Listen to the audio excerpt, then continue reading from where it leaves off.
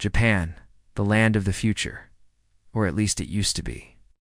For decades, the world admired Japan as the ultimate model of technological progress and social harmony. Bullet trains, anime, robot dogs, neon cities. A nation that rebuilt itself from the ashes of war into a futuristic utopia. But something's not right. Today, Japan is quietly falling apart. Slow-motion collapse hidden beneath polite smiles and well-organized infrastructure. This isn't just about a declining birth rate. It's about a nation that lost its direction. A society paralyzed by perfection. A dream that slowly turned into a demographic and economic nightmare. This is not an exaggeration. This is not clickbait. This is real. Japan is over. And the world needs to understand why. To the outside world, Japan is a miracle. The country that went from nuclear devastation in 1945 to becoming the second largest economy in the world by the 1980s. Japan gave us Sony, Nintendo, Toyota, and Uniqlo, the Walkman, Game Boy, the Prius, the world's most punctual trains. An image of innovation, discipline, and perfection. But the Japan the world admires, the clean streets, the anime, the quirky inventions, that Japan is a carefully curated image, a performance. And behind it there is a much darker story. Story of stagnation, of loneliness, of a nation slowly unraveling, but too proud to admit it. Japan's population is shrinking, fast. In 2024, Japan's population declined for the 15th consecutive year. Over 29% of the country is now over 65. There are more adult diapers sold than baby diapers.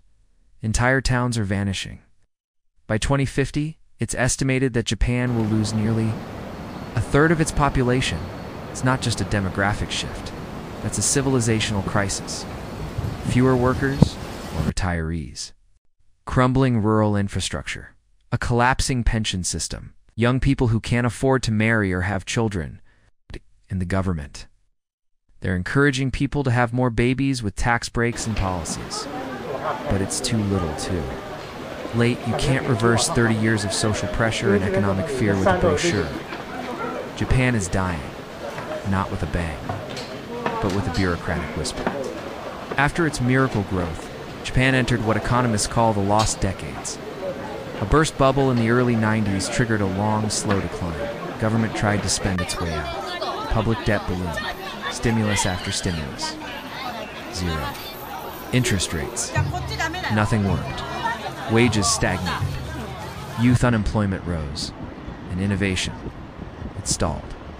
Japan still uses fax machines in 2025. Government offices demand physical stamps. The bureaucracy is allergic to change. Down.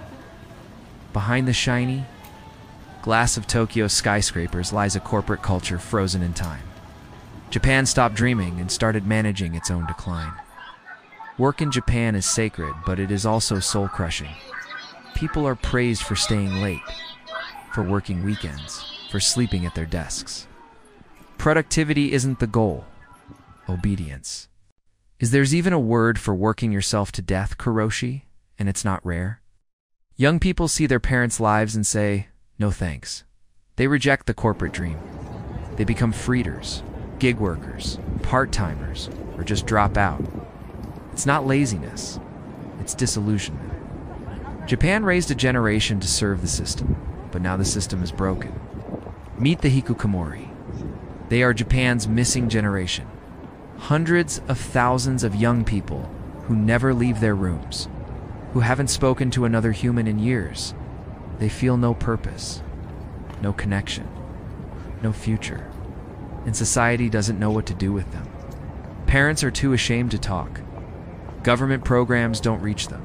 And the longer they stay isolated, the harder it is to come back. Ow. Past youth was the engine of Japan's growth.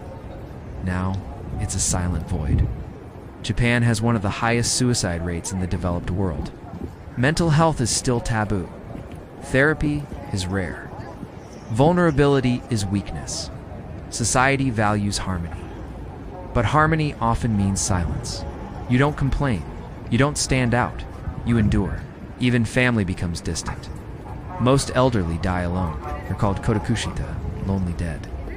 And it's so common that cleaning companies specialize in decomposing bodies found weeks later.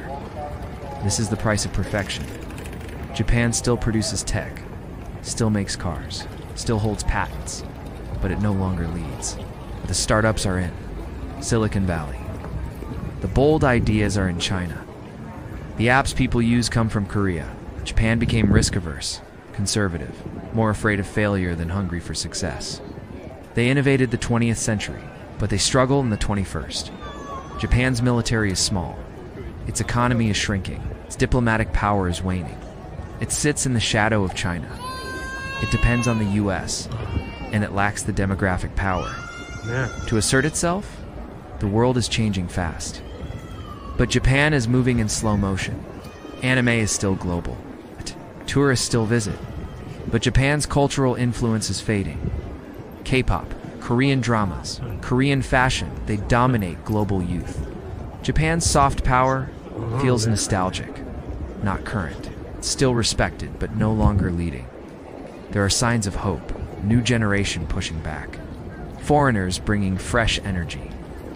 Small towns reinventing themselves. But Japan has to confront its myths. It has to change. Not slowly, but urgently. Japan isn't just over. It's at a crossroads. The world once looked to Japan for answers. Now, Japan is the warning. A society that had everything and still lost its way. The future is still unwritten. But the clock is ticking. Japan is over, unless it dares to begin again.